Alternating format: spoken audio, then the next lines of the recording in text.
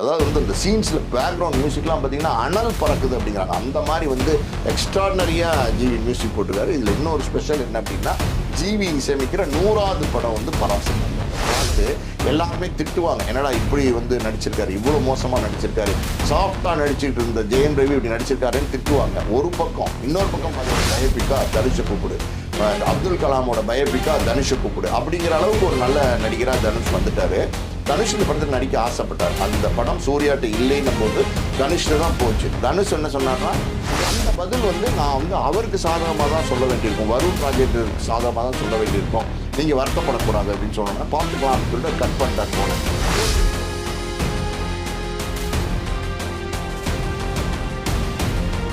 Cinema விமர்சகர், Oscar movies தயாரிப்பாளர் பாலாஜி பிரபு sir நம்மளோட நினைஞ்சிருக்காரு. வணக்கம் சார். வணக்கம். பராசக்தி திரைப்படத்தை பற்றி தொடர்ந்து நியூஸ் 1 by 1 வந்துக்கிட்டே இருக்கு. மிகப்பெரிய சர்ச்சையில சிக்கியிருக்கு இந்த படம். சென்சார் போர்டில் வந்து ஆட்சேபனை தெரிவிக்கிறாங்க, இந்த காட்சியில் நீக்குன்றாங்க. என்னதான் சார் நடந்துகிட்டு இருக்கு? இப்போ போன வாரம் பார்த்தீங்கன்னா பராசக்தி படம் சென்சார்காரன் அனுப்பிச்சிருந்தாங்க. பராசக்தி படம் வந்து ஜனவரி 10ஆம் தேதி வருது, அது எல்லாருக்கும் தெரியும். ஸோ சென்சார் பண்ணணும் அப்படின்றதுனால சென்சார் படத்தை பார்த்த சென்சார் போர்டு ஆஃபீஸர்ஸ்லாம் சுதா கொங்கரா தயாரிப்பாளர் 2 பேரையும் கூப்பிட்டு பார்த்தீங்கன்னா ஒரு 67 இடத்துல வந்து கட்ஸ் கொடுத்துருக்காங்க. 67 இடத்துல ஒரு படத்தில் கட்ஸ் கொடுத்துருக்காங்க அப்படின்னா அதிகமான கட்ஸு. ஒரு இந்த படமே பார்த்தீங்கன்னா ஃபுட்டேஜே பார்த்தீங்கன்னா 2 மணி நேரம் 35 நிமிஷமோ 40 நிமிஷமோ தான் சொல்கிறாங்க. அதில் 67 இடத்துல கட் பண்ணிங்கன்னா அந்த படமே வந்து கண்ணாப்பண்ணான்னு ஆயிரும், படமே குட்டிச்சவராயிரும். அதனால் வந்து என்ன பண்ணுறதுன்னு தெரியாமல் நிறையா நேரம் பேசி பார்த்துருக்காங்க. அவங்களுடைய விளக்கங்கள் பொதுவாக பார்த்தீங்கன்னா இந்த இயக்குனர் வந்து அந்த சென்சார் போர்டு ஆஃபீஸர்கிட்ட அவங்களுடைய விளக்கங்களை கொடுப்பாங்க. அந்த சென்சார் போர்டு அந்த படத்தை பார்த்ததுக்கப்புறம் இயக்குனர் தயாரிப்பாளர் 2 பேரை மட்டும்தான் உள்ளே கூப்பிடுவாங்க, வேறு யாருமே உள்ளே போக முடியாது. ஸோ சென்சார் போர்டுக்கிட்ட இருக்கிற கேள்விகளை வந்து இயக்குனர்கிட்ட சொல்லுவாங்க. சொல்லும்போது இயக்குனருக்கு கொடுக்குற விளக்கங்கள் நியாயமானதாக இருந்தால் அதை வந்து சரி பண்ணுவாங்க. ஆனால் வந்து பார்த்தீங்கன்னா 67 இடத்துல கட் பண்ணால் தான் வந்து சர்டிஃபிகேட் கொடுக்க முடியும், அதுவும் யூஏ சர்டிஃபிகேட் தான் கொடுக்க முடியும் அப்படின்னு சொல்லிட்டாங்க. யூஏ சர்டிஃபிகேட் போது பார்த்தீங்கன்னா எல்லாராலையும் உள்ளே வர முடியாது. யூ சர்டிஃபிகேட் இருந்தால் 16+ எல்லாராலையும் உள்ளே வர முடியாது. யூ சர்டிஃபிகேட்டாக இருந்தால் தான் பொதுவாக எல்லாருமே வந்து ஒரு குடும்பத்தோடு அந்த படத்தை பார்க்க முடியும். அதனால் வந்து அவங்க வந்து யூ சர்டிஃபிகேட் கேட்டிருக்காங்க. இந்த கட்ஸு கொடுத்தா கூட வந்து யூஏ தான் கொடுக்க முடியும்னு சொல்லிட்டாங்க. எந்த காலத்துலேயும் வந்து இதை மாற்றி ஒன்றும் பண்ண முடியாதுன்னு ஸ்ட்ரிக்டாக சொன்னதுனால அவங்க வந்து ரிவைசிங் கமிட்டிக்கு போயிருக்காங்க. ரிவைசிங் கமிட்டி அப்படின்னா அதில் வந்து பார்த்தீங்கன்னா புதுசாக ஒரு 10 பேர் பார்ப்பாங்க. ஏற்கனவே பார்த்தாங்க இல்லையா, அவங்க யாருமே இந்த கமிட்டியில் இருக்க மாட்டாங்க. இப்போ பார்க்க போகிறவங்க பார்த்தீங்கன்னா புதுசாக பார்ப்பாங்க. எனக்கு தெரிஞ்சு நேற்று இன்று இதுக்குள்ளே வந்து ரிவைசிங் கமிட்டியில் வந்து இந்த படத்தை பார்த்துருப்பாங்க. ரிவைசிங் கமிட்டியில் படத்தை பார்த்துட்டு அந்த முதல்ல வந்து சென்சார் போர்டுக்கு பார்த்தாங்க இல்லையா, அந்த கமிட்டி வந்து என்ன பரிந்துரை பண்ணியிருக்குங்கிறத முதல்ல எடுத்து பார்ப்பாங்க. பார்த்துட்டு இது ஏன் வந்து நீங்கள் இந்த காட்சியை வச்சுருக்கீங்க, இதில் என்ன இந்த டயலாக் வச்சுருக்கிறதுக்கு காரணம் என்ன, இது ஏன் இப்படி இந்த கேரக்டர் பேசுது, இந்த கேரக்டருடைய செயல்பாடு இப்படி இருக்குது, இது எல்லாமே வந்து டைரக்டர்கிட்ட டிஸ்கஸ் பண்ணுவாங்க. அப்போ அந்த டைரக்டர் வந்து ஒரு கதாசிரியரும் அவங்க தான், சுதா கொங்கரோட கதை தான். ஸோ அவங்க வந்து பார்த்தீங்கன்னா இதுக்கு விளக்கம் கொடுப்பாங்க. இது வந்து இப்படி பண்ணியிருக்கேன் சார், இது மாதிரி தான் பண்ணியிருக்கேன், இது இப்படி நீங்கள் நினைக்கிற மாதிரி பண்ணலை, இந்த விளக்கமெல்லாம் கொடுப்பாங்க. கொடுக்கும்போது இந்த ரிவைசிங் கமிட்டியில் வந்து பொதுவாக பார்த்தீங்கன்னா கொஞ்சம் லீனியண்ட்டாக இருப்பாங்க. லீனியண்ட்டான அப்படின்னா சில கட்ஸ் எல்லாம் குறைக்கிறதுக்கு வாய்ப்பு இருக்குது, இல்லைன்னா அவங்க வேற ஏதாவது 1-2 டயலாக்கோ கட்ஸோ வந்து சரி பண்ணுங்க அப்படின்னு எக்ஸ்ட்ராவாக சொல்கிறதுக்கும் வாய்ப்பு இருக்குது. ரீஷூட்னு சொல்ல முடியாது. இருக்கிற படத்தில் அவங்க வந்து புதுசாக ஏதாவது வந்து கட் பண்ணுறதுக்கு சொல்லுவாங்க. ரீஷூட் பண்ணுங்கன்னு எப்போவுமே சென்சாரில் சொல்ல மாட்டாங்க. ரொம்ப கட் பண்ணும்போது என்ன ஆகும்னா ரீஷூட் பண்ணி சில காட்சிகளை சேர்க்க வேண்டிய சில சூழ்நிலைகள் வரும். ஆனால் இந்த படத்தை பொறுத்த வரைக்கும் பார்த்தீங்கன்னா ஜனவரி 10 வந்து ரிலீஸ் பண்ணுறதா அனௌன்ஸ் பண்ணிட்டாங்க, தியேட்டர் எல்லாமே கன்ஃபார்ம் பண்ணிட்டாங்க. ஸோ இப்படி இருக்கும்போது ரீஷூட்லாம் போகிறதுக்கு வாய்ப்பே இல்லை. இப்போ ரிவைசிங் கமிட்டியில் அது என்ன சொல்ல போகிறாங்கன்னு நமக்கு தெரில. அது என்ன அந்த பார்த்துட்டு என்ன சொல்லியிருக்காங்கிறது இனிமேல் தான் தெரிய வரும். ஸோ ரிவைசிங் கமிட்டியில் வந்து மறுபடியும் பிரச்சனை கொடுக்கல அப்படின்னா ட்ரிபுனல்னு ஒன்று இருந்துச்சு. அந்த ட்ரிபுனல் அப்படின்னா என்னன்னா, நீங்க இன்னொரு மேல்முறையீடு தான் ட்ரிபுனல். அதுக்கு நீங்க முறையிட்டீங்கன்னா அவங்க வந்து இந்த படத்தை பார்த்துட்டு அவங்க சொல்லுவாங்க கருத்தை. ஆனா இங்க இப்ப என்ன பிரச்சனை அப்படின்னா 2022 இந்த ட்ரிபுனல்ங்கிறதே வந்து பாத்தீங்கன்னா எடுத்துட்டாங்க டோட்டலாவே. இப்ப அது இல்லை. இப்போ இனிமே வந்து இந்த ரிவைசிங் கமிட்டியில் வந்து சரியில்லை அப்படின்னா கோர்ட்டுக்கு தான் போகணும். கோர்ட்டுக்கு போனால் கோர்ட் 1-2 நாள் அவகாசம் எடுக்கும். அவசர வழக்காக அது விசாரணைக்கு கொண்டு வருவாங்க. அவசர வழக்காக விசாரணைக்கு கொண்டு வந்தாலும் பார்த்தீங்கன்னா கோர்ட் வந்து இந்த 2 சென்சார் போர்டு கமிட்டியும் என்ன சொல்லியிருக்காங்கிறத பார்த்து பரிசீலனை பண்ணி அப்புறம் தான் ஒரு முடிவு எடுப்பாங்க. எப்படி இருந்தாலும் பார்த்தீங்கன்னா 10ஆம் தேதி ரிலீஸ்ன்னும் போது நிச்சயமாக கூடிய விரைவில் ஒரு நல்ல முடிவை எட்டுவாங்க. அதே அவங்க நினைக்கிற மாதிரியே யூ சர்டிஃபிகேட் வாங்குவாங்க. ஆனால் அந்த படத்தினுடைய அந்த உயிர் ஓட்டம்னு ஒன்று இருக்குது பார்த்தீங்களா, அது கெட்டாத அளவுக்கு இருக்கணும்னு பார்க்குறாங்க. சுதா கோங்கரா பொறுத்த வரைக்கும் பார்த்தீங்கன்னா சென்சார் போர்டு கை வச்சிருக்கிற ஒரு 4-5 காட்சிங்கிறது வந்து இந்த படத்துடைய முக்கியமான காட்சிகள். அதாவது ஒரு படத்துக்கு உயிர்னு சொல்லுவாங்கல்ல, இந்த படம் இந்த காட்சி இல்லைன்னா இந்த படமே இல்லை அப்படின்னுவாங்க. அந்த மாதிரி காட்சியில் கையை வச்சிருக்காங்க. அதனால தான் வந்து இதை நீக்க முடியாது, எதுவும் பண்ண முடியாதுங்கிற சூழ்நிலையில் சுதா கோங்கரா இருக்காங்க. ஸோ அதனால் கூடிய சீக்கிரம் இது என்ன அப்படிங்கிறத சரி பண்ணி எப்படி இருந்தாலும் பார்த்தீங்கன்னா ஒரு ஒரு எப்படி சொல்றது, ஒரு முடிவுக்கு வந்து அந்த சென்சார் சர்டிஃபிகேட்டை வாங்கிடுவாங்க. ஒருவேளை வந்து யூ கிடைக்கலன்னா யூஏ கூட வாங்குறதுக்கு வாய்ப்பு இருக்கு. ஆனால் யூக்கு தான் அவங்க மேக்சிமம் ட்ரை பண்றாங்க. ஓகே சார், இது ஒரு சர்ச்சை ஒரு பக்கம் போயிட்டு இருக்கு. இப்போ இது என்னுடைய கதை அப்படின்னு சொல்றாரு. அவர் ஏற்கனவே சர்க்கார் திரைப்படத்திலே இதே மாதிரி வருண் ராஜேந்திரன் சொன்னாரு. இப்போ இதுவும் என்னுடைய கதைன்னு சொல்றாரு. இதோட பிரச்சனை என்ன சார்? எப்போ சார் முடியும்? இந்த வருண் ராஜேந்திரங்கிறவர் பார்த்தீங்கன்னா சினிமா துறையில் பல ஆண்டுகளாக உதவி இயக்குனராக வேலை செஞ்சுட்டு இருக்காரு. பெண் சிங்கம்னு ஒரு படம் வந்துச்சு. அந்த படம் வந்து கலைஞருடைய கதை வசனத்தில் வந்த படம். அந்த படத்தில் கூட இவர் வந்து உதவியாளராக வேலை பார்த்துருக்காரு. அப்போ வந்து இந்த டயலாக் எல்லாம் போய் கலைஞர்கிட்ட வாங்கிட்டு வர்றது, அவர் எழுதி காலையில் வைப்பார். கலைஞர் எப்படின்னா காலையில் ஒரு 3:30 மணி 4 மணிக்கெலாம் டெய்லி அன்னன்னைக்கு ஷூட்டுக்கு தேவையான டயலாக்லாம் எழுதி வைப்பார். இந்த பேப்பரை போய் ஒரு உதவியாளர் தான் வாங்கிட்டு வருவார் ஷூட்டிங்க்கு. அந்த மாதிரி போகும்போது பார்த்தீங்கன்னா இந்த வருண் ராஜேந்தருக்கு கலைஞரோட ஒரு சின்ன ஒரு பேச்சுவார்த்தை பண்ணுறதுக்கான சூழ்நிலை இருந்திருக்கு. அப்போ வந்து கலைஞர்கிட்ட இவர் சொல்லியிருக்கார், அதாவது இந்த மாதிரி எங்கிட்ட ஒரு கதை இருக்குது, செம்மொழி அப்படின்னு ஒரு கதை இருக்குது. அது வந்து இந்த ஹிந்தி எதிர்ப்பு, இந்த ஹிந்தி திணிப்பு, இப்போ வந்து பராசக்தியில் அதுதான் மைய கரு. அந்த அந்த கருவில் என்கிட்ட ஒரு படம் இருக்குது, கதை இருக்குது. அந்த கதையை வந்து நீங்கள் கதை வசனம் எழுதி கொடுத்தீங்கன்னா ரொம்ப நல்லாயிருக்கும். ஏன்னா கலைஞரை பொறுத்த வரைக்கும் அந்த பராசக்தி வசனத்துக்காண்டியே ஓடின படம். ஒரு பக்கம் சிவாஜி நடிப்பு பிரமாதமாக இருந்தாலும் இன்னொரு பக்கம் வசனம் வந்து ஒவ்வொன்றும் தீப்பொறியாக இருக்கும். ஸோ அதனால் நீங்கள் எழுதி கொடுத்தா நல்லா இருக்கும்னும் போது கலைஞர் வந்து எழுதி கொடுக்குறேன்னு சொல்லியிருந்தாரு. ஸோ அந்த நேரத்திலே பார்த்தீங்கன்னா இந்த பராசக்திங்கிற கதை வந்து இந்த இந்த எழுத்தாளர் இருக்கார் இல்லையா, அதாவது இந்த பராசக்திங்கிறது அவர் எழுதி வச்சிருந்தது செம்மொழி. செம்மொழிங்கிற கதையை வந்து பார்த்தீங்கன்னா எழுத்தாளர் சங்கம், சினிமாவில் எழுத்தாளர் சங்கம் இருக்குது. அந்த எழுத்தாளர் சங்கத்தில் இவர் பதிவு பண்ணி வச்சிருக்கார். எழுத்தாளர் சங்கத்தில் பதிவு பண்ணி வைக்கும்போது என்னென்னா அந்த கதை வந்து இந்த என்ன மாதிரியான கதைங்கிறது வந்து அதில் முழு ஸ்கிரிப்ட், பவுண்டட் ஸ்கிரிப்ட் அங்கே இருக்கும். அந்த ஸ்கிரிப்டை வந்து அவங்க லாக் பண்ணி வைப்பாங்க, அதாவது அப்படியே சீல் பண்ணி வைப்பாங்க. அது வந்து எப்படின்னா இந்த மாதிரி சர்ச்சை ஏதாவது வரும்போது இந்த தலைப்பில் இவர் வந்து பதிவு பண்ணியிருக்காரு. செம்மொழிங்கிற தலைப்பில் இவர் பதிவு பண்ணியிருக்கிற கதையும் இந்த பராசக்தி கதையும் ஒன்னான்ற மாதிரி எடுத்து பார்ப்பாங்க. இப்போ வந்து சர்ச்சை கிளம்பியிருக்கு. இவர் வந்து என்ன சொல்றாருன்னா, நான் வந்து இந்த கதையை வந்து சூர்யா கிட்ட சொன்னேன்.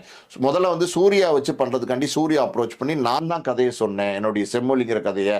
அது வந்து ஒரு ஹிந்தி எதிர்ப்பு, ஹிந்தி திணிப்பை பற்றின ஒரு கதையாக இருக்கும். அந்த கதை வந்து சூர்யாவுக்கு ரொம்ப பிடிச்சிருந்துச்சு. சரி இந்த படத்தை நம்ம பண்ணலாம்னு சொல்லி சூர்யா வந்து என்னை வெயிட் பண்ண சொன்னார். அந்த நேரத்தில் தான் பார்த்தீங்கன்னா என்னுடைய கதை வந்து எப்படியோ லீக் ஆயிருக்கு. அது என்ன சொல்கிறாங்கன்னா, சூர்யாவுடைய அலுவலகத்தில் அன்னைக்கு வந்து ஒரு தயாரிப்பு நிர்வாகி ஒருத்தர், முக்கியமான தயாரிப்பு நிர்வாகி வந்து வேலை பார்த்துட்டு இருந்தார். இன்னைக்கு வந்து அந்த தயாரிப்பு நிர்வாகி வந்து 2Dயில் இல்லை. இந்த 2Dயில் அவர் வேலை பார்த்த காலகட்டத்தில் இந்த கதை வந்து அந்த தயாரிப்பு நிர்வாகிக்கு தெரியும். அந்த தயாரிப்பு நிர்வாகி மூலமாக தான் இந்த கதை வந்து வெளியில் வந்துருச்சு. இந்த கதை வந்து இது வந்து வேற வேற ஆண்களுக்கு பரவ ஆரம்பிச்சது எப்படின்னா அவர் மூலமாக தான் அப்படின்னு ஒரு பேச்சு இருக்கு. அது எந்த அளவுக்கு உண்மை பொய்ங்கிறதை தாண்டி ஒரு சூர்யாவுக்கு கதை சொல்லியிருக்காருங்கிறது உறுதியாக தெரியுது. கதை வந்து ஆல்ரெடி வந்து எழுத்தாளர் சங்கத்தில் 2010 வந்து பதிவு பண்ணி வச்சிருக்காருங்கிறதும் உறுதியாக தெரியுது. ஸோ இப்படி இருக்கிற சூழ்நிலையில் இந்த வழக்கு, இது வந்து வழக்குக்கு இப்போ போயிருக்காங்க. படம் ரிலீஸ்க்கு முன்னாடி ஏன் வழக்குக்கு போகணும்?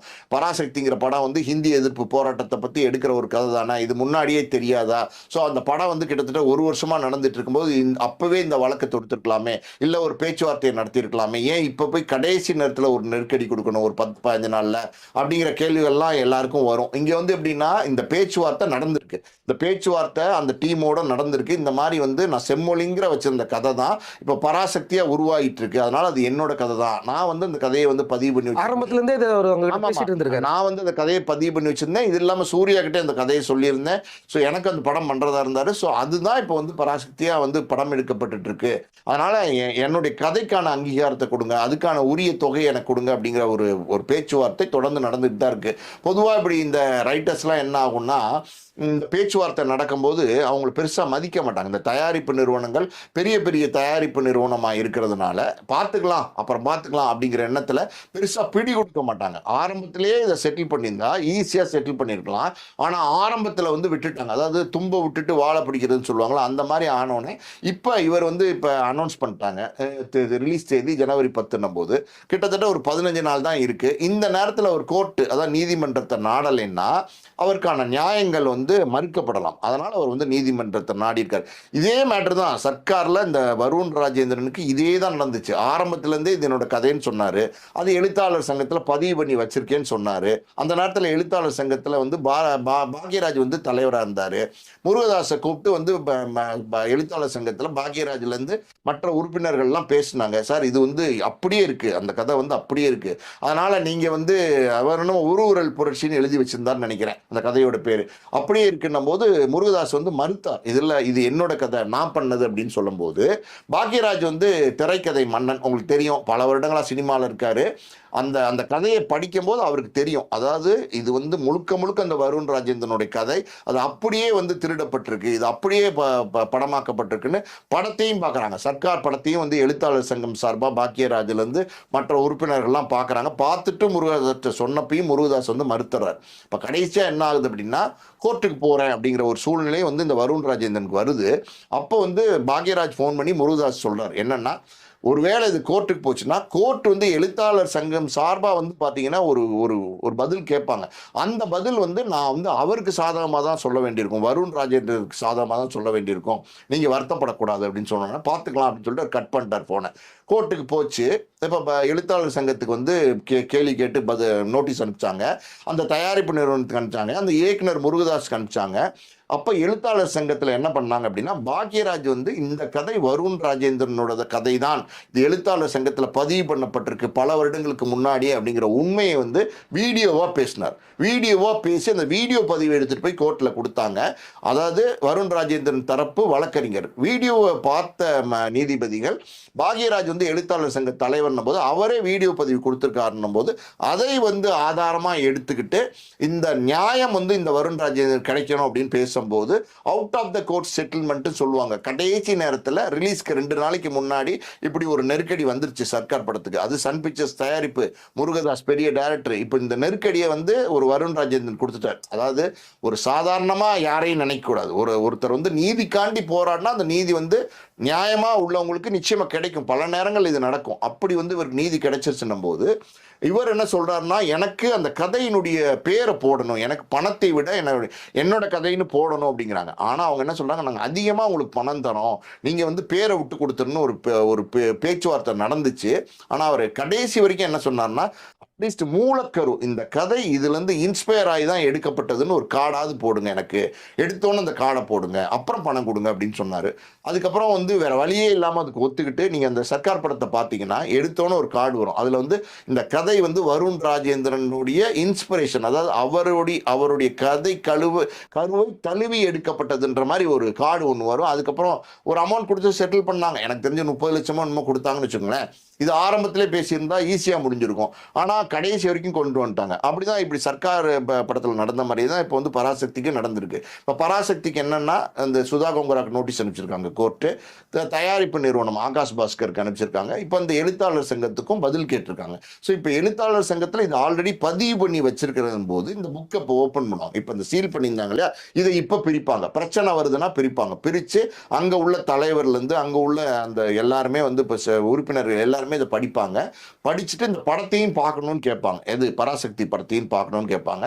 ரெண்டையும் பார்த்துட்டு இதில் ஒற்றுமைகள் இருக்கு அப்படின்னா அவங்க ஒற்றுமைகள் இல்லைன்னு மாற்றி சொல்லவே முடியாது. அதனால் அந்த ஒற்றுமைகள் இருக்குங்கிறத கோர்ட்டில் சொல்ல வேண்டி வரும். சொன்னால் அந்த கதை சர்ச்சை வந்து பெருசாகும்.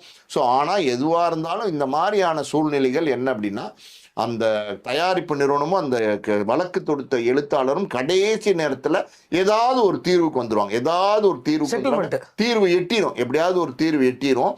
பொதுவாக சில பேருக்கு ஒரு கேள்வி எழுது. அதாவது என்னன்னா, அது 1 வருஷமாக எடுக்கிற படத்தை ஏன் கடைசி 10 நாளில் வந்து லாக் பண்ணுறாங்க அப்படின்னு நீங்கள் ஒரு விஷயத்தை புரிஞ்சுக்கணும்.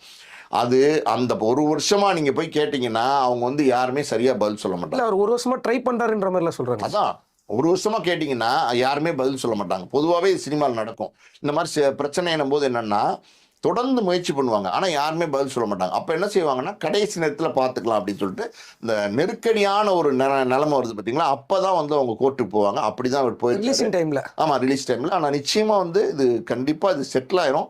எப்படி செட்டில் ஆகுறதுங்கிறது வந்து நீதிமன்றத்தில் இருக்கிற வழக்காக இருக்கிறதுனால அதை பற்றி நம்ம கருத்து சொல்ல முடியாது. சார் ஆரம்பத்தில் சுதா கோங்கரா கிட்ட வந்து ஒரு 4 மாதத்துக்கு முன்னாடி ஒரு கேள்வி கேட்டிருந்தார் நிருபர். சார் இது ஒரு இந்திய எதிர்ப்பு படமா அப்படின்னப்போ, அதெல்லாம் கிடையவே கிடையாது, இது வந்து ஒரு 2 சகோதரர்களுக்கு இடையே நடக்கிற கதைன்னாங்க. ஆனால் இப்போ உடச்சிட்டாங்களே. இல்ல. அவங்க என்ன சொல்றாங்க அப்படின்னா, ஹிந்தி எதிர்ப்பு, ஹிந்தி திணிப்பு இதை மையமா வச்சிருக்கோம். நாங்க வந்து 1965 காலகட்டங்கள்ல இந்த போராட்டம் நடந்தது. இது எப்படின்னா ஒரு ஸ்டூடெண்ட் மூவ்மெண்ட்டா நடந்துச்சு. மாணவர்களுக்குள்ள நடந்த ஒரு போராட்டமா இருந்துச்சு. அந்த போராட்டத்தில் பல சுவாரஸ்யமான விஷயங்கள் இருக்குது. உண்மையாக நடந்த விஷயங்கள் நீங்கள் கேட்டிங்கன்னா ஆச்சரியப்படுவீங்க. மாணவர்கள் அந்த அளவுக்கு பார்த்தீங்கன்னா ஹிந்தி திணிப்புக்கு எதிர்த்து போராட்டம் பண்ணியிருக்காங்க அந்த காலகட்டங்களில். அது ஒரு ரெவல்யூஷன், அதாவது புரட்சின்னு தான் சொல்லணும். அந்த மாதிரி பண்ணியிருக்கிறாங்க. ஸோ சுதா கோங்கரா என்ன சொல்கிறாங்கன்னா, இந்த விஷயம் எனக்கு தெரிய வரும்போது இது இது என்ன மாதிரி அந்த 65ல் நடந்துச்சு, இது எப்படி நடந்துச்சு, ஏன் நடந்துச்சு, ஸோ அந்த நடந்த காலகட்டங்களில் இந்த போராட்டத்தை பண்ண மாணவர்களுக்கு ஏதாவது பிரச்சனை வந்துச்சா, இந்த போராட்டத்தில் வந்து உயிரிழப்பான மாணவர்கள் அவர்கள் பற்றிய முழு விவரங்களையும் நான் சேகரித்தேன். கும்பகோணத்துலேருந்து சிதம்பரத்துலேருந்து பல இடங்களில் போய் நான் சேகரித்து உண்மை தகவல்கள், அந்த நேரத்தில் நடந்த உண்மை சம்பவங்களை சேர்த்து, ஸோ இதை வந்து மையமாக வச்சுக்கிட்டு, அதாவது பேஸ் அடிப்படையாக அந்த லைனை வச்சுக்கிட்டு இதுக்குள்ளே வந்து நம்ம வந்து ஒரு கதையை பின்னி உருவாக்கணும். ஏன்னா இது வந்து முழுக்க முழுக்க நான் ரியல் ஸ்டோரி எடுக்கல, நான் ஒரு ஆர்ட் ஃபிலிமோ இல்லை வந்து ஒரு இந்த உண்மையான கதையை மட்டும் எடுக்கிறதுக்கு நான் வரல. நான் வந்து என்னுடைய கதை என்பது சினிமாக்காண்டி எடுக்கிறேன். சினிமா என்பது கமர்ஷியல் மீடியா. கதை வந்து சரியாக நேர்கோட்டில் இருக்கணும். ஆனால் கமர்ஷியல் மீடியாவில் ஆடியன்ஸு படம் பார்க்குற எல்லாருக்கும் கனெக்ட் ஆகணும் என்னோட படம் அப்படின்றதுனால நான் வந்து இதுக்குள்ளே வந்து பார்த்திங்கன்னா ஒரு அண்ணன் தம்பி சென்டிமெண்ட்டு, ஒரு லவ்வு, ஒரு எமோஷனு, ஒரு கஷ்டம், பிரச்சனை, அவங்களுக்கும் அந்த நேரத்தில் போராட்ட களத்தில் இருந்தவங்களுடைய உணர்வுகள், உணர்ச்சிகள், அந்த கோபம் எல்லாத்தையுமே மிக்ஸ் பண்ணி இந்த கதைக்களத்தை நான் உருவாக்கியிருக்கேன். அது மட்டும் இல்லாமல் இது விஷயமா நான் பல பேரை சந்தித்து பேசியிருக்கேன்.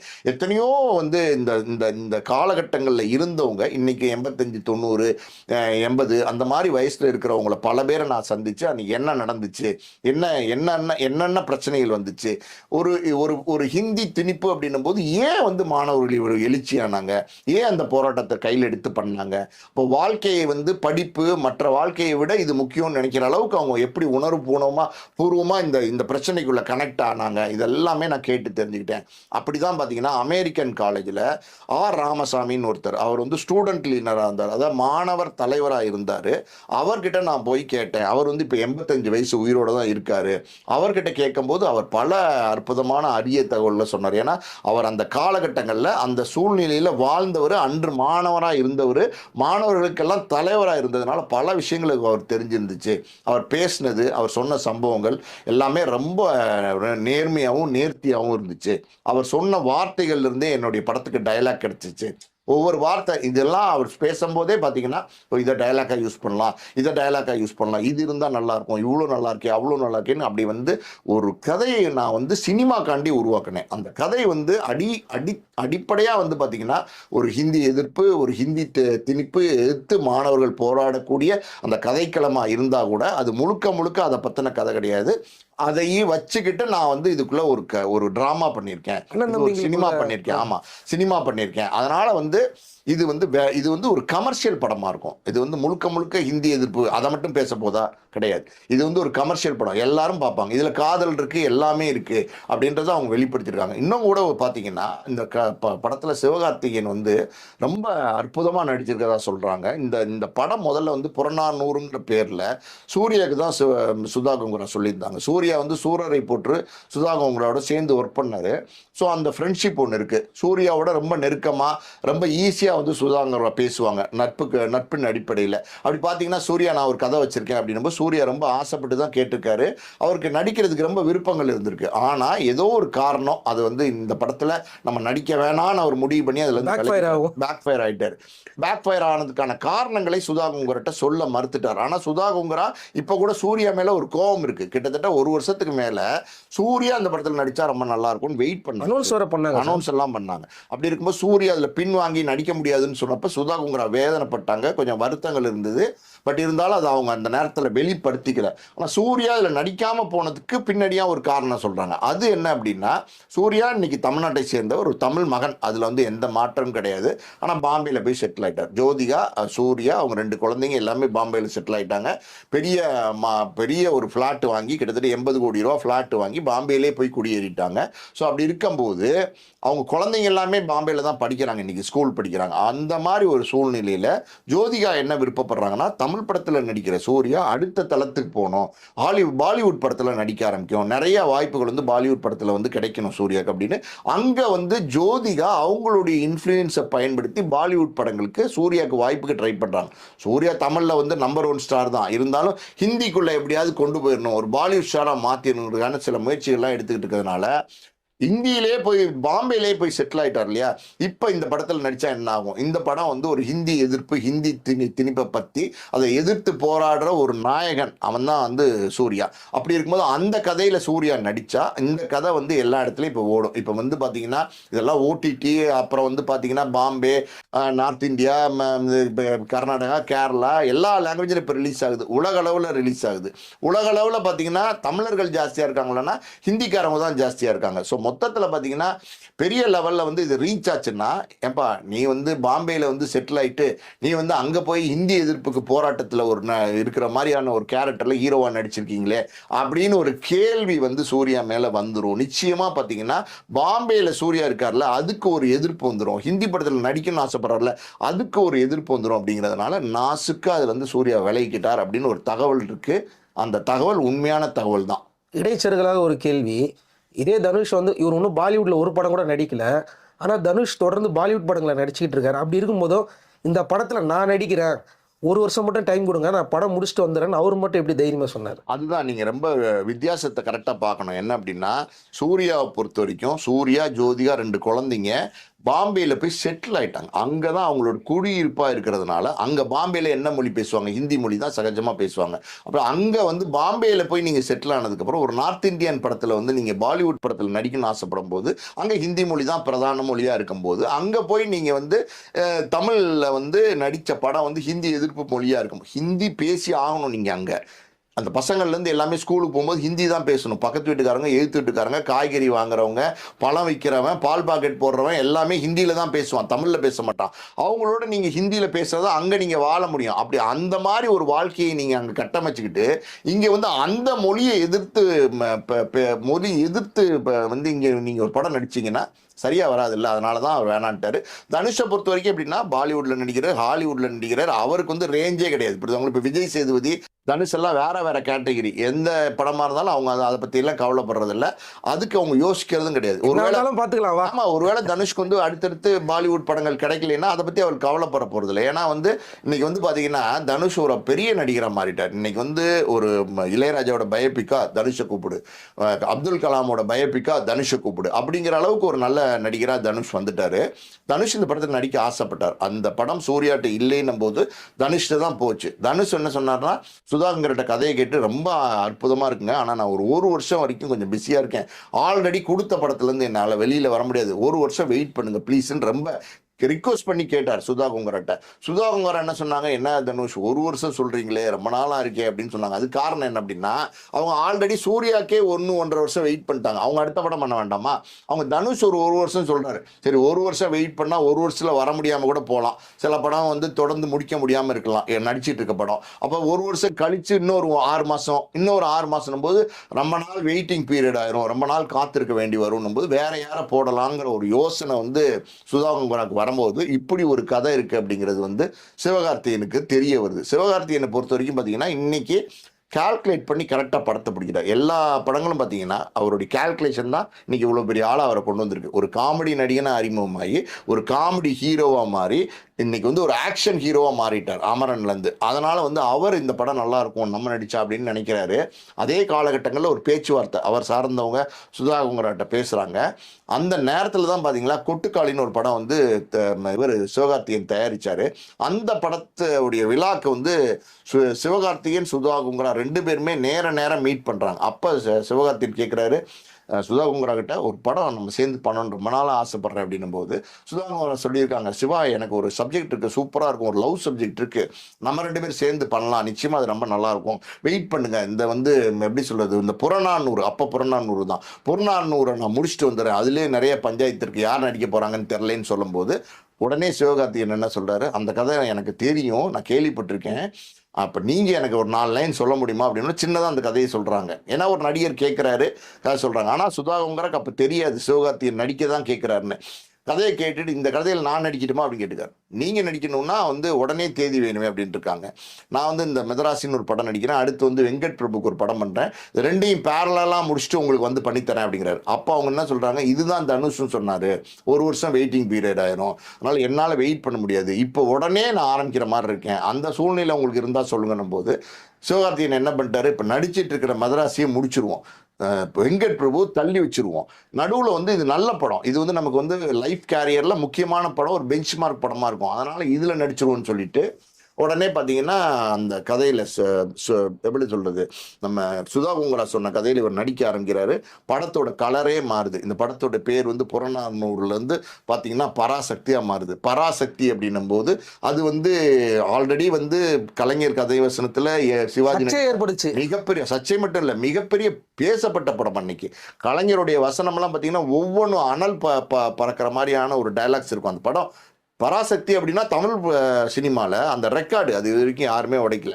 அந்த டைட்டில் வந்து வருது அப்படின்னும் போது சுதா கோங்கரா என்ன நினைக்கிறாங்கன்னா, பராசக்தி அதாவது வந்து இது ஒரு மாசான ஒரு சக்தி, இந்த டைட்டில் இந்த படத்துக்கு புறநானூரோட ரொம்ப ஆப்டாக இருக்கும். அது கூட பாருங்களேன், ஒரு கமர்ஷியலாக இல்லாமல் இருக்கும் புறநானூறு.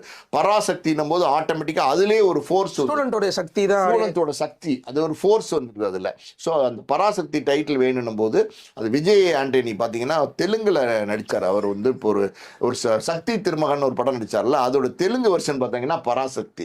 அப்போ வந்து என்ன சொன்னார்னா, நீங்கள் தமிழில் நீங்கள் எடுத்துங்க, தெலுங்கில் அது பராசக்தியாகவே இருந்துட்டோன்னொன்னே ஓகே அப்படின்னு எல்லாமே ஆனதுக்கப்புறம் இந்த படத்தினுடைய உரிமையை வந்து உண்மையான உரிமையை வந்து ஏவிஎம்கிட்ட வேற வாங்கணும். ஸோ ஏவிஎம்கிட்ட போய் கேட்குறாங்க, இந்த மாதிரி ஒரு படம் வந்து தயாரிக்க போகிறாங்கன்னொன்னே முழு மனசாக அவர் கொடுத்துட்றாரு. ஸோ இந்த டைட்டிலை வச்சு ஆரம்பிக்கிறாங்க. இந்த படத்தை பொறுத்த வரைக்கும் பார்த்தீங்கன்னா ஹிந்தி எதிர்ப்பை மையமாக வச்ச கதையாக இருந்தால் கூட சிவகார்த்திகேயனோட கேரக்டர்லாம் ரொம்ப சூப்பராக இருக்குங்கிறாங்க. படம் பார்த்தவங்க என்ன சொல்கிறாங்கன்னா, இப்படி நடிச்சிருக்காரு சிவகார்த்திகேயன், வேற மாதிரி இருக்குது, பிரமாதமாக வந்து படம் வந்திருக்குன்னு சொல்கிறாங்க. இந்த படத்தில் கதாபாத்திரங்கள் பாருங்கள், நீங்கள் வந்து ஜெயம் ரவி நடிச்சிருக்காரு. ஜெயம் ரவி நடிச்சிருக்காருன்னா ஒரு ஹீரோவாக நடிச்சிருக்காரா, ஒரு டபுள் ஹீரோவாக நடிச்சிருக்காரா? கிடையாது. ஜெயம் ரவி முழுக்க ஒரு வில்லனாக நடிச்சிருக்காரு. எப்படி வந்து பார்த்தீங்கன்னா தனி ஒருவனில் ஜெயம் ரவி அரவிந்த் சாமி நடிச்சிருந்தாங்களோ அந்த படத்தில் ஜெயம் ரவியை விட அரவிந்த் சாமிக்கு தான் பெரிய பேர். அரவிந்த் சாமி பார்த்தீங்கன்னா அசால்ட்டாக அந்த எப்படி சித்தார்த் அபிமன்யுங்கிற பேர் இப்போ கூட நாவும் இருக்கு பாருங்க, அசால்ட்டாக வந்து அந்த பேரை வந்து எடுக்கிற மாதிரி தட்டிட்டு போவார். ரொம்ப பிரமாதமாக பண்ணியிருப்பாரு அரவிந்த் சாமி. அதே மாதிரி ஒரு வில்லன் கதாபாத்திரம் இப்போ ஜெயம் ரவிக்கு இந்த படத்தில் முதல்ல வில்லனா நடிக்கிற ஒரு படம். வில்லனா நடிக்கிறதுக்கு முதல்ல வந்து சில யோசனைகள் இருந்திருக்கு, ஆனால் நடிக்கலாம். இப்போ வந்து நடிகர்கள்லாம் எல்லாருமே நடிக்க ஆரம்பிச்சிட்டாங்க. இப்போ விஜய் சேதுபதிலாம் நிறைய வில்லனாலாம் நடிக்க ஆரம்பிச்சிட்டார். அந்த மாதிரி நம்மளும் நடிக்கலாம் அப்படின்னு ஒத்துக்கிட்டாரு. ஆனால் ஒத்துக்கிட்டதுக்கு ஏற்ற மாதிரி பார்த்தீங்கன்னா அவ்வளோ அற்புதமான பாத்திரம், ஒரு பவர்ஃபுல்லான வில்லன். அந்த வில்லன் கதாபாத்திரத்தை பார்த்து எல்லாருமே திட்டுவாங்க, என்னடா இப்படி வந்து நடிச்சிருக்காரு, இவ்வளோ மோசமாக நடிச்சிருக்காரு, சாஃப்டா நடிச்சுட்டு இருந்த ஜெயம் ரவி இப்படி நடிச்சிருக்காருன்னு திட்டுவாங்க ஒரு பக்கம். இன்னொரு பக்கம் பார்த்தீங்கன்னா ஜெயம் ரவி நீங்க இப்படிப்பட்ட படமா நடிங்க, நீங்க ஏன் சாஃப்டா நடிச்சிட்டு இருக்கீங்க, ரொம்ப சூப்பரா இருக்கு உங்களுக்கு இந்த கேரக்டர் அப்படிங்கிற மாதிரி அந்த கதாபாத்திரம் வந்திருக்குன்னு சொல்றாங்க. இன்னொரு பக்கம் பார்த்தீங்கன்னா அதர்வா முரளியை கேட்கவே வேண்டாம். அவர் நிறைய படங்கள் நடிச்சிருந்தாலும் இந்த பரதேசிங்கிற படம் வந்து அவருடைய முக்கியமான படமா இருந்துச்சு. இந்த படத்தில் அவருக்கு ஒரு நல்ல இம்பார்ட்டண்ட்டான கேரக்டர், ரொம்ப இம்பார்ட்டண்ட்டான கேரக்டர். அந்த கேரக்டர்ல அவர் ரொம்ப அசால்ட்டா நடிச்சிருப்பாரு. நான் பார்த்த அந்த ஒரு கிளிப்பிங்ஸ் வந்து ஓடிட்டு இருந்துச்சு. இந்த வேர்ல்ட் ஆஃப் பராசக்தின்னு வள்ளூர் கோட்டத்தில் போட்டிருந்தாங்க இல்லையா, அதை நான் போய் பார்க்கும்போது அந்த தியேட்டரில் பராசக்தியை பற்றி போட்டுட்டு இருந்தாங்க. அப்போ அதர்வா வந்து எப்படி வராரு, எப்படி நடிக்கிறாரு, அந்த மேக்கிங் அதெல்லாம் போடும்போது ரொம்ப அதர்வாவே வேற மாதிரி இருக்கார். இந்த படம் வந்து எல்லாருக்குமே நல்ல படமாக வரும் போல். இந்த படம் சிவகார்த்திகனுக்கும் ஒரு நல்ல வெற்றி படமாக அமையும், ஜெயம் ரவிக்கும் வேற ஒரு மார்க்கெட்டை உருவாக்கி தரும், அதர்வாக்கும் ஒரு பெரிய பேரை கொடுக்கும். இந்த படத்துல ஸ்ரீலீலா தான் ஹீரோயினா நடிச்சிருக்காங்க. ஸ்ரீலீலா பொறுத்த வரைக்கும் இது முதல் தமிழ் படம். இது வரைக்கும் ஸ்ரீலீலா தமிழ்லயே நடிக்கல. பல பேர் வந்து ஸ்ரீலீலாவை எப்படியாவது ஹீரோயினா போடணும்னு ட்ரை பண்ணி பார்க்குறாங்க. ஆனா அவங்க பயங்கர தெலுங்குல பிஸியா இருக்கிறதுனால, இல்ல என்னால வந்து தமிழ் படத்துல இப்ப நடிக்க முடியாது, நான் அவ்வளவு பிஸியா இருக்கேன் தெலுங்கு படத்துல, அதனால இப்ப முடியாதுன்னு பெரிய பெரிய ஹீரோஸ் படம் கேட்கும் போதெல்லாம் தள்ளிக்கிட்டே இருந்தாங்க. ஆனா ஸ்ரீலீலா வந்து இந்த படத்துக்கு ஒத்துக்கிட்டு நடிக்க வந்துட்டாங்க. அது எப்படின்னா, இந்த டீம், அதாவது வந்து சுதா குங்கர் அவங்களுடைய உதவியாளர்கள்லாம் நேரடியா போய் ஹைதராபாத்ல போய் ஸ்ரீலீலா பார்த்து இந்த கதையை சொல்லி, இது வந்து இந்த இந்த இந்த இண்டஸ்ட்ரி, தமிழ் இண்டஸ்ட்ரியிலே இது மிகப்பெரிய ஒரு படமா இருக்கும், மிகப்பெரிய பட்ஜெட், சுதா குங்கரா எடுக்கிற படத்திலேயே இது 150 கோடின்னும் போது அந்த பட்ஜெட்டே ரொம்ப பெரிய பட்ஜெட்டு, இந்த படமே வேற மாதிரியான படமா வரும், அதனால நீங்க இதில் நடிங்க, இந்த கேரக்டர் கேளுங்கன்னு சொன்னோன்னே ஸ்ரீலீலா என்ன பண்ணிட்டாங்க, ஓகே ரொம்ப சூப்பரா இருக்கு அப்படின்னும் போது சுதா குங்கராவுடைய அப்ரோச்சு, அதாவது ஒரு ஒரு லேடி டைரக்டர், அவங்க இவ்வளவு படங்கள் வெற்றி படங்கள் கொடுத்துருக்காங்க, இறுதி சுட்டு மாதிரி இந்த படங்கள்லாம் சூரரை ரிப்போர்ட்லாம் கொடுத்துருக்காங்கன்னும் போது அவங்களுக்கு அந்த படம்லாம் பார்த்துட்டு இதில் நடிக்கணுன்ற ஆசை வந்துடுச்சு. அதனால ஸ்ரீலீலா இந்த படத்தில் நடிச்சிருக்காங்க. ஸோ மொத்தத்தில் பார்த்தீங்கன்னா இது ஒரு கமர்ஷியல், நல்ல கமர்ஷியல் பேக்கேஜ். இது வரைக்கும் சிவகார்த்திகேயனை பொறுத்த வரைக்கும் பார்த்தீங்கன்னா அதிகமாக வந்து பார்த்தீங்கன்னா இமான் இசையில் நடித்தார். அதுக்கப்புறம் பார்த்தீங்கன்னா அனிருத் தான் நிறைய பண்ணிட்டு இருந்தார். இந்த படத்தை பொறுத்த வரைக்கும் பார்த்தீங்கன்னா ஜிவி பிரகாஷ் மியூசிக் பண்ணியிருக்காரு. ஜிவி பிரகாஷ் ஏன் போட்டாங்கன்னா, இது வந்து ஒரு மசாலா படம் கிடையாது, இது வந்து ஒரு கிளாசிக்கல் ஃபிலிம். இந்த கிளாசிக்கல் ஃபிலிம்னா அதுக்கு மியூசிக் வந்து ஜிவி ரொம்ப சூப்பராக போடுவார். சுதா கோங்கராவுடைய நல்ல காம்பினேஷன். அதனால வந்து ஜிவியே இந்த படத்துக்கு மியூசிக் பண்ணலாம் அப்படின்னு போட்டிருக்காங்க. ஜிவி அட்டகாசமா பாட்டெல்லாம் போட்டு கொடுத்துருக்காரு. பின்னணி இசையெல்லாம் பார்த்தீங்கன்னா பறக்குது, அதாவது வந்து அந்த சீன்ஸ்ல பேக்ரவுண்ட் மியூசிக்லாம் பார்த்தீங்கன்னா அனல் பறக்குது அப்படிங்கிறாங்க. அந்த மாதிரி வந்து எக்ஸ்ட்ராடனரியா ஜிவி மியூசிக் போட்டிருக்காரு. இதுல இன்னொரு ஸ்பெஷல் என்ன அப்படின்னா, ஜிவி இசையமைக்கிற 100வது படம் வந்து பராசக்தி. மொத்தத்தில் வந்து இந்த பராசக்தி நிச்சயமா ஒரு மகாசக்தியா மாறும்னு எல்லாருமே எதிர்பார்க்குறாங்க. ஓகே சார், எல்லாரும் வெயிட்டிங். இந்த சர்ச்சையெல்லாம் கடந்து இந்த திரைப்படம் வரும்போது நம்ம ஸ்க்ரீனில் பார்க்கும்போதோ அது என்ன மாதிரியான எக்ஸ்பீரியன்ஸ் நடக்க போகுது அப்படிங்கிறத ஆடியன்ஸ் நம்மளுக்கு சொல்லுவாங்க. கமெண்ட் செக்ஷனில் வந்து அவங்களும் இந்த பராசக்தி திரைப்படத்தை எந்த அளவுக்கு எதிர்பார்க்குறாங்க அப்படிங்கிறத வந்து அவங்களும் ஷேர் பண்ணிப்பாங்க. நன்றி சார். நன்றி.